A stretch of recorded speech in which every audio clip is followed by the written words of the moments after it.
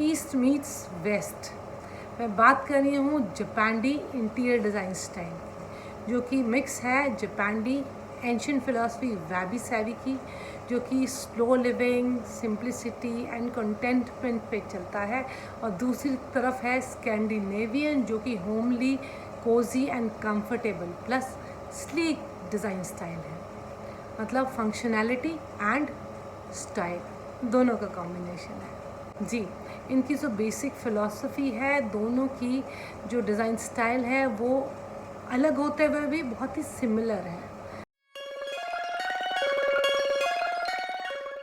जैसे कि आउटडोर्स को इंडोर्स में लेके आना, and organic shapes, organic materials and love for craftsmanship जी।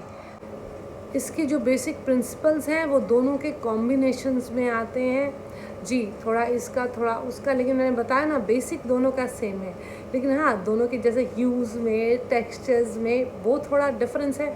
तो उसमें आप ऐसा कर सकते हैं कि वो आपकी चॉइसेस हैं कि आप ज़्यादा डार्क शेड्स में जाना चाहते हैं, दैट इज़ जापानीज़ में, या थोड़ा लाइट शेड्स में, या फिर स्कैंडिनेवियन में।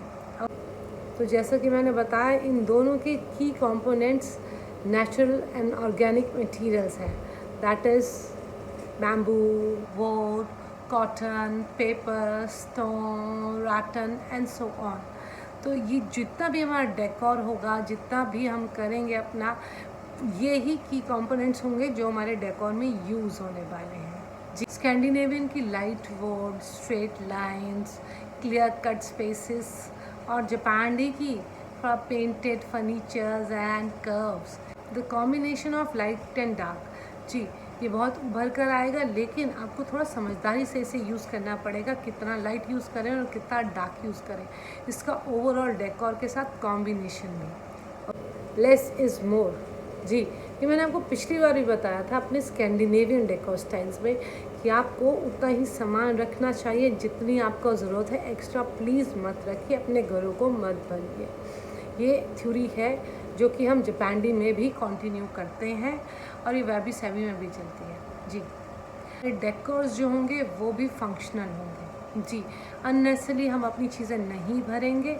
इससे मेरा मतलब है कि डेकोर्स में हम यूज़ करेंगे लैम्प शेड, जिससे ना ही सिर्फ डेकोर्स होगा, प्लस वो हमें लाइट भी देगा। यस, टी पॉट्स, बुक्स जी, कॉफ़ी टेबल बुक्स जो कि रीडिंग के भी काम आ सकती है और वैसे भी रख सकते हैं।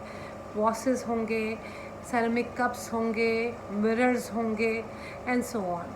तो अगर हम चीज़ें उतनी ही रखेंगे जितनी ज़रूरत है, अपने फंक्शनल डेकोर्स रखेंगे, तो सबसे इम्पॉर्टेंट चीज़ यहाँ पर क्या होगी पता है आपको? हमारा जो घर होगा वो अनक्लटर्ड होगा जी। ये भी एक बहुत इम्पॉर्टेंट पॉइंट है जो कि हमें जापानी के लिए कंसीडर करना चाहिए, अनक्लटर्ड एरियाज़। कलर पैलेट की बात की जाए तो हमारे पास है न्यूट्रल्स जी। यहाँ पर भी है न्यूट्रल्स के टोन्स यूज़ करेंगे, म्यूटेड कलर यूज़ करेंगे, अर्दी टोन्स यूज़ करेंगे जी, क्योंकि हम नेचर से बहुत कनेक्टेड है, नेचुरल मटेरियल से कनेक्टेड है, तो हमारे कलर और उसके कलर पैलेट भी उसी हिसाब से ही चलेगी। डार्क अर्दी टोन्स या ब्राउन्स एंड ग्रीन्स के अलावा हमारे पास हैं beige, cream, oatmeal, stone and taupe वगैरह कलर्स।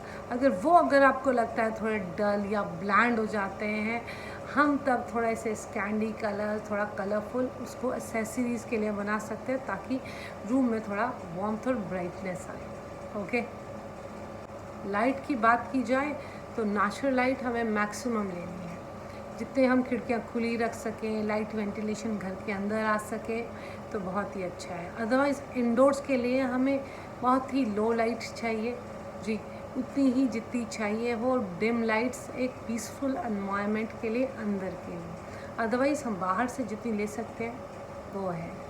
टेक्सटाइल एंड टेक्सचर्स जी हाँ, जो हम यूज़ करेंगे अपने घरों में वार्मथ एंड वेलकमिंग लुक लाने के लिए। तो डेकोर में हम ऐड करेंगे throw cushions, curtains, rugs, pillows and so on.